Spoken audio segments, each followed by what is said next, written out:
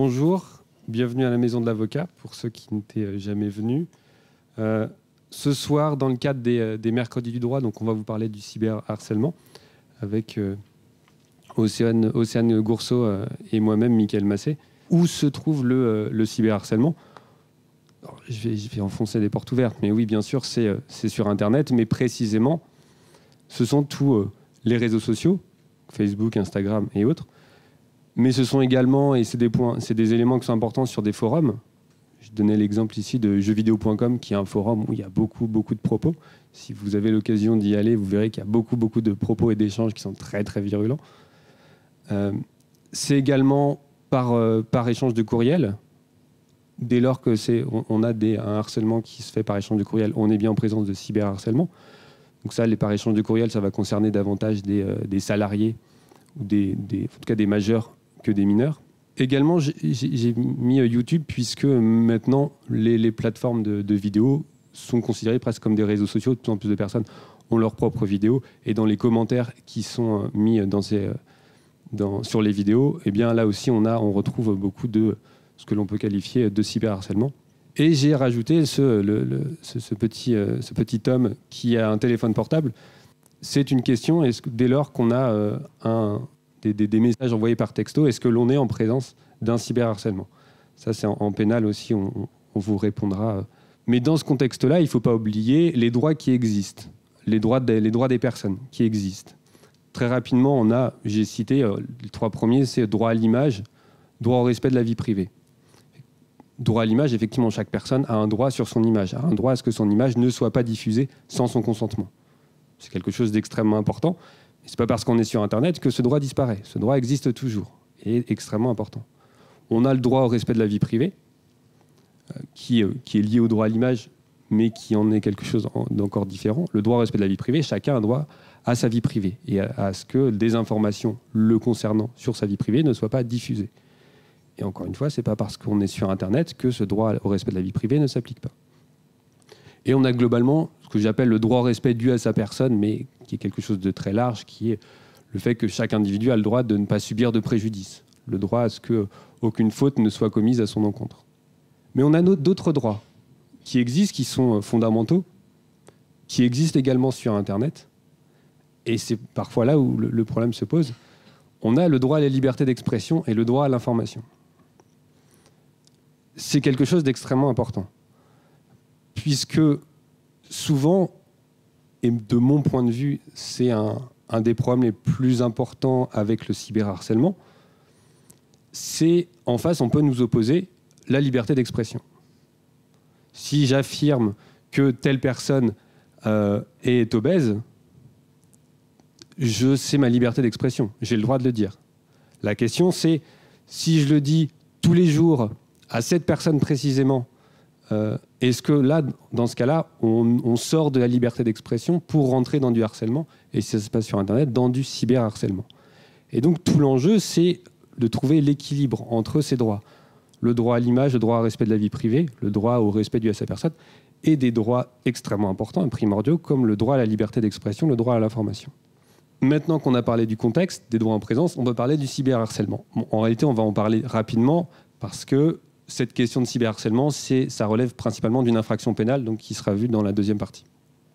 Très rapidement, pour être sûr de savoir de quoi on parle, un harcèlement, tout d'abord. Un harcèlement, donc c'est un agissement répété ayant pour objet ou pour effet une altération des conditions de vie. D'abord, c'est un agissement, mais un agissement, donc c'est un acte positif, mais ça peut également être une absence d'acte. C'est-à-dire, certes, on envoie un courriel, on poste des messages, mais ça peut également, on refuse régulièrement une promotion pour un salarié. Un agissement répété ayant pour objet ou pour effet. Cette distinction, elle est importante. Ayant pour objet ou pour effet. Si l'agissement il a pour objet, ça veut dire que on avait cette intention. On avait l'intention. On a fait tel agissement pour... Alors la suite de la condition, c'est créer une altération des conditions de vie. C'est-à-dire que le comportement, l'agissement, il est fait avec pour objet une altération des conditions de vie. C'est le but qui est visé, c'est l'intention qui existe. Ayant pour effet, il n'y a pas forcément cette intention. Un agissement peut avoir pour effet ça va être la conséquence, mais il n'y aura pas forcément l'intention. Vous pouvez avoir un mineur quelconque, dans le cadre d'un harcèlement scolaire, qui tous les jours, effectivement, en passant devant quelqu'un, eh bien, va lui indiquer, effectivement, toi tu es un peu en surpoids, en général il ne va pas parler comme ça, mais dire gros lard ou ce que vous voulez, mais il n'aura pas forcément conscience qu'il peut faire du tort. Donc son comportement, il n'a pas pour objet une altération des conditions de vie du mineur, mais il aura pour effet cette altération des conditions de vie. Et donc on rentre bien également dans le harcèlement. Il faut une altération des conditions de vie. C'est une condition extrêmement importante. Si on reprend cet exemple de ce mineur où tous les jours quelqu'un lui dit, le traite de gros lard, potentiellement ses propos vont lui passer complètement au-dessus. Et donc il n'en subira aucune altération des conditions de vie. Il n'aura pas de préjudice. S'il n'a pas de préjudice, s'il n'a pas cette altération des conditions de vie, il n'y a pas de harcèlement. À l'inverse, une autre personne, elle va, dès la deuxième fois, va être complètement atterrée et ne voudra plus jamais aller à l'école. Et là, on aura une altération des conditions de vie. Et là, on pourra avoir un harcèlement. On a un cyberharcèlement. Là, c'est plus effectivement mon rôle. D'abord, on veut stopper ce cyberharcèlement. Comment on stoppe ? On supprime les messages. En réalité, c'est assez simple. Tout d'abord, ça existe depuis déjà pas mal de temps, c'est les devoirs, les obligations des hébergeurs des sites internet. Eux ont l'obligation, dès lors qu'on va leur notifier qu'il y a des propos injurieux, qu'il y a des images qui sont diffusées, qui ne sont pas consenties, il y a des vidéos qui ne sont pas consenties, qui sont diffusées. Elles ont une obligation de prudence et de diligence, donc elles ont l'obligation de supprimer immédiatement ces images, messages, vidéos. Et dernièrement, alors c'était pas dans un cas de cyberharcèlement, mais c'était dans une vidéo à caractère pornographique non consenti qui avait été mise sur plusieurs sites internet pornographiques. Et effectivement, j'ai envoyé un courriel peut-être à 14h. Le lendemain matin, j'avais un message en me disant c'est bon, les vidéos étaient retirées. Donc c'est extrêmement efficace parce qu'elles savent qu'elles ont beaucoup à perdre. Cette possibilité de supprimer ces messages, ces vidéos, ça fonctionne encore mieux avec le RGPD. Alors, vous avez peut-être dû en parler. Le RGPD, c'est le Règlement général sur la protection des données, toute la loi sur les données personnelles qui s'est accentuée, qui existe depuis très longtemps, depuis 1978. Mais effectivement, personne ne savait trop ce que voulait dire ces mentions légales ou les politiques de confidentialité sur les sites Internet. Donc ça a été remis à l'avant en 2018. Et donc, on a créé et en tout cas remis en avant de nouveaux droits liés à vos données personnelles, en partant du principe que votre image, votre nom, votre prénom ne peuvent pas être diffusés sans votre consentement. Vous avez des droits sur vos données personnelles. Ce n'est pas la notion de propriété, vous n'êtes pas propriétaire de vos données personnelles, mais vous avez des droits sur vos données personnelles. Et donc, si vos données personnelles sont diffusées sans votre consentement, vous pouvez les retirer très rapidement. C'est ce qu'on appelle le droit à l'effacement ou le droit à l'oubli. Dès lors que vous constatez que vos données personnelles sont communiquées, c'est pareil, vous allez dans la politique de confidentialité, dans les mentions légales, là vous allez retrouver une adresse mail, vous envoyez un mail en disant il y a ces données me concernant qui sont présentes ici, merci de les retirer immédiatement. Si dans les quelques jours qui suivent, en général c'est dans les 1 mois le délai légal pour les retirer, mais en général, ces données sont retirées très rapidement. Si ce n'est pas fait, là, vous pouvez envoyer un courriel à la CNIL. La CNIL a un rôle très, très important aujourd'hui sur ça. Et la CNIL, du coup, pourra prendre des sanctions administratives, des sanctions pénales, des sanctions civiles contre les sites Internet qui n'ont pas respecté ça. Quelques mots, effectivement, il y a aussi, bien sûr, toujours la procédure civile classique. C'est ce qu'on appelle l'action en référé pour faire cesser ce qu'on appelle un trouble manifestement illégal. Si vous avez un trouble manifestement illégal, vous pouvez saisir le juge des référés. Et l'avantage, c'est que c'est une procédure qui peut être rapide. Enfin, quand je vous dis rapide pour la justice, c'est on va dire, si tout va bien, en 15 jours, on peut avoir une décision et au pire, en 2 mois. Mais là, on est rapide. Effectivement, donc ça existe. Vous pourrez faire supprimer par ce biais-là, mais utiliser les outils numériques qui sont à votre disposition, ça sera beaucoup, beaucoup plus rapide. Si vous voulez porter plainte, si vous voulez engager la responsabilité civile de quelqu'un, il faudra le prouver qu'il y a eu un cyberharcèlement. C'est pour ça qu'avant de tout faire supprimer, il faut conserver des preuves. Si vous faites tout supprimer, après, vous allez être dans l'embarras pour prouver le cyberharcèlement. Le principe, c'est que la preuve, elle est libre. Donc vous pouvez rapporter tous les éléments que vous souhaitez pour prouver le cyberharcèlement. Après, ça sera à la pression du juge de savoir est-ce que véritablement cette preuve, si cette preuve, elle est intéressante ou non. Le plus intéressant pour du cyberharcèlement, c'est de faire une capture d'écran.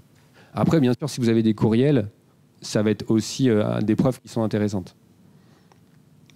On pourra toujours également les contester, mais c'est aussi des preuves intéressantes. Les textos, bien sûr, les conserver. Et ensuite, faire des attestations de témoins. Si vous avez quelqu'un qui a été témoin d'un cyberharcèlement, qui a vu les messages, qui a vu les propos tenus sur Internet, là, les attestations de témoins sont efficaces.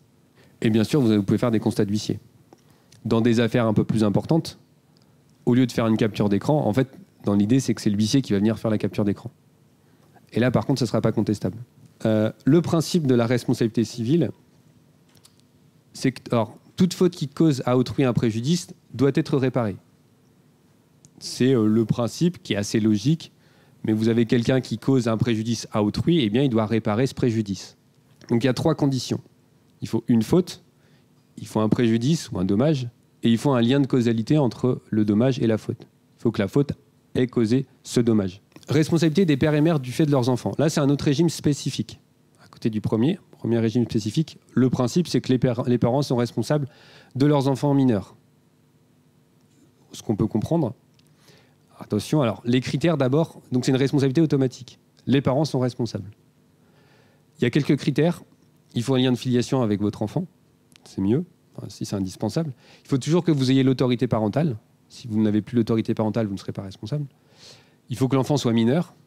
Ça veut dire qu'il n'est pas devenu majeur ou en tout cas, il n'a pas été émancipé. Et surtout, il faut qu'il y ait une cohabitation. Si vous ne cohabitez plus avec votre enfant, vous n'êtes plus responsable. En fait, dans l'idée, c'est que vous n'avez plus le devoir de surveillance sur votre enfant. Donc là, les parents sont responsables des faits de l'enfant qui ont causé un préjudice. Un enfant a causé un préjudice. Les parents sont responsables, même en l'absence de faute de l'enfant. Ça, c'est important. Ça veut dire qu'on n'a pas besoin de caractériser une faute de l'enfant. Un simple fait de sa part suffit à engager cette responsabilité. Et simplement pour vous expliquer ce régime, en fait, la responsabilité des pères et mères est posée comme une garantie de paiement. En fait, ils sont là, ils sont garants pour pouvoir... on est sûr qu'ils vont être solvables. On ne sait pas, mais en tout cas, ils seront là pour payer les dommages et intérêts. C'est pour ça qu'on a cette responsabilité de principe et qui est la même chose pour la responsabilité des employeurs. Avant-dernier régime, la responsabilité des instituteurs du fait de leurs élèves. On va dire qu'il y a 2 conditions. Il faut un instituteur ou un membre de l'enseignement public. Donc on a une personne qui a une mission d'enseignement. Il a une mission d'enseignement, donc on sous-entend qu'il a une certaine autorité, donc il a un devoir de surveillance. Et donc la deuxième condition, eh bien, il y a une faute de surveillance. Et donc la faute de surveillance, eh bien, là vous avez beaucoup d'exemples, mais souvent toute la jurisprudence, c'est précisément eh bien, une faute de surveillance dans la classe, à l'école, dans la cour de récréation et ainsi de suite. Donc si on a une faute de cet instituteur au sens large, hein, vous avez compris, eh bien le principe, c'est qu'il y a une responsabilité de l'État. En fait, la responsabilité de l'État est substituée à celle de l'instituteur. Pour terminer, la question de la responsabilité des employeurs du fait de leurs salariés. Là, globalement, les employeurs sont responsables du fait de leurs salariés. Donc si vous avez un salarié qui est à l'origine du cyberharcèlement, c'est pas le salarié qui sera responsable, c'est l'employeur qui sera responsable. Sauf abus de fonction. Sauf si le salarié il a abusé de sa fonction pour causer le préjudice. Alors moi, je vais intervenir plus sur la partie pénale. Donc, on va revoir forcément des éléments que vous avez déjà vus, dont vous avez déjà entendu parler avec mon confrère.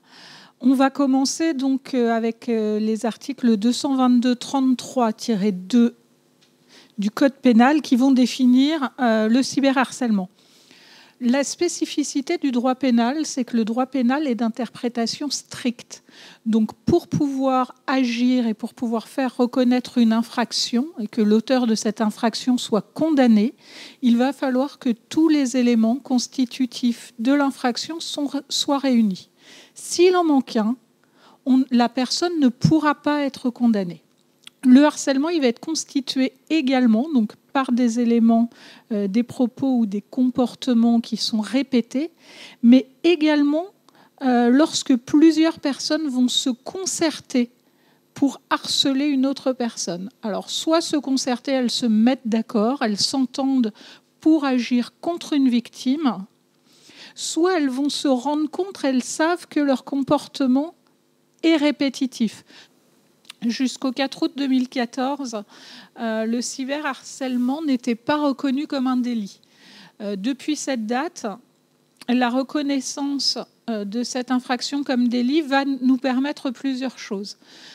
Il va y avoir donc un délai de prescription qui est de 3 ans, qui est passé depuis le 27 février 2017 à 6 ans. C'est-à-dire que vous allez pouvoir porter plainte et les faits vont pouvoir être poursuivis donc, par l'État, le ministère public, et la personne va pouvoir être condamnée pour des faits qui se sont déroulés jusqu'à 6 ans avant.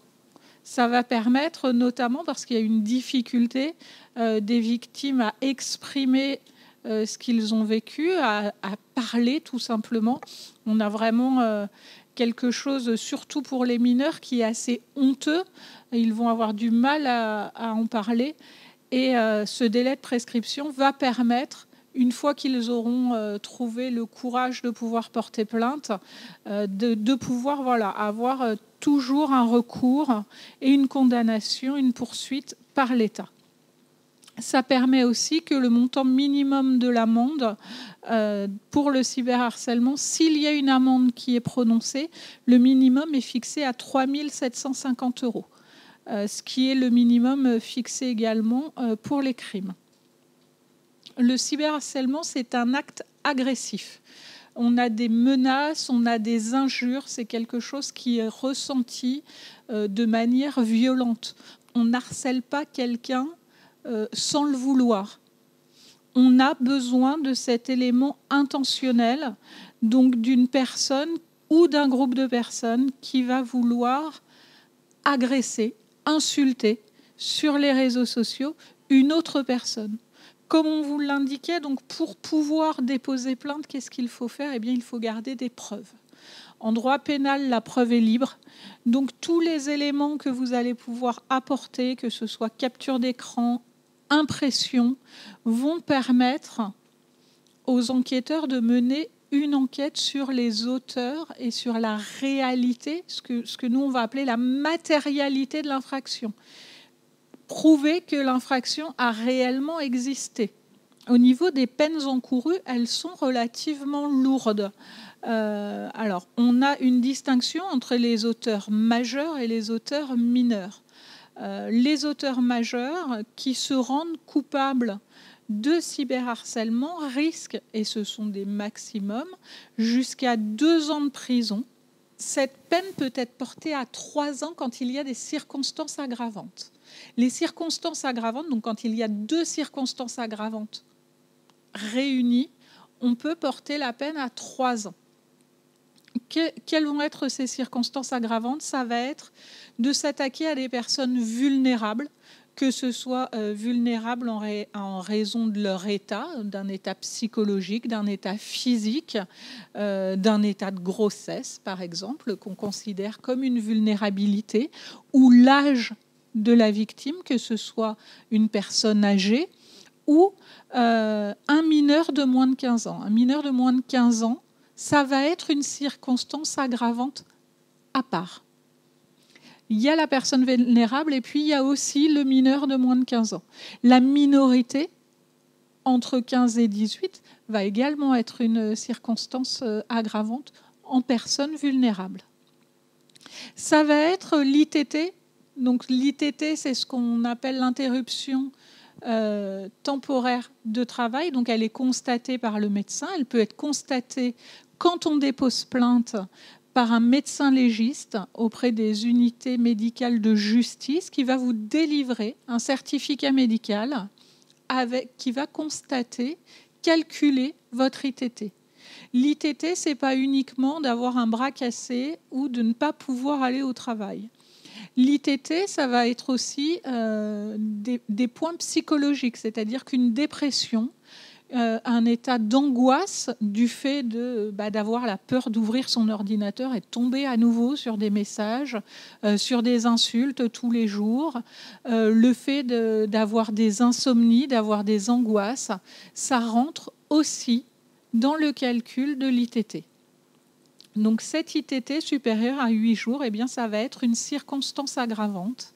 Et quand il y a 2 de ces circonstances aggravantes en matière de cyberharcèlement, on passe à une peine qui peut aller jusqu'à 3 ans et à une condamnation à une amende, donc une amende pénale, qui va pouvoir être de 30 000 € maximum.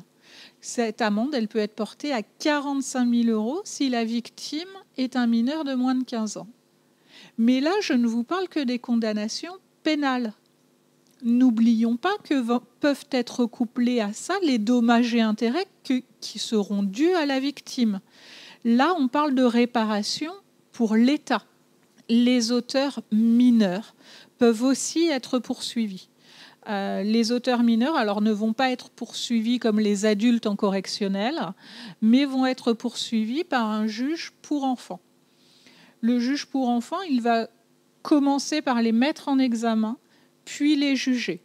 Ça pourrait être un jugement, si c'est la première fois et que les faits n'ont pas eu de conséquences trop graves, ça sera un jugement dans le cabinet du juge pour enfants, donc qui est moins impressionnant pour le mineur. Ça peut aussi être un jugement devant le tribunal pour enfants, où là, on est... comme pour les adultes. La seule différence qui va apparaître pour le mineur, donc c'est très impressionnant, c'est que ce sera huis clos. Il n'y aura pas de public, il y aura uniquement le mineur, les juges et ses parents.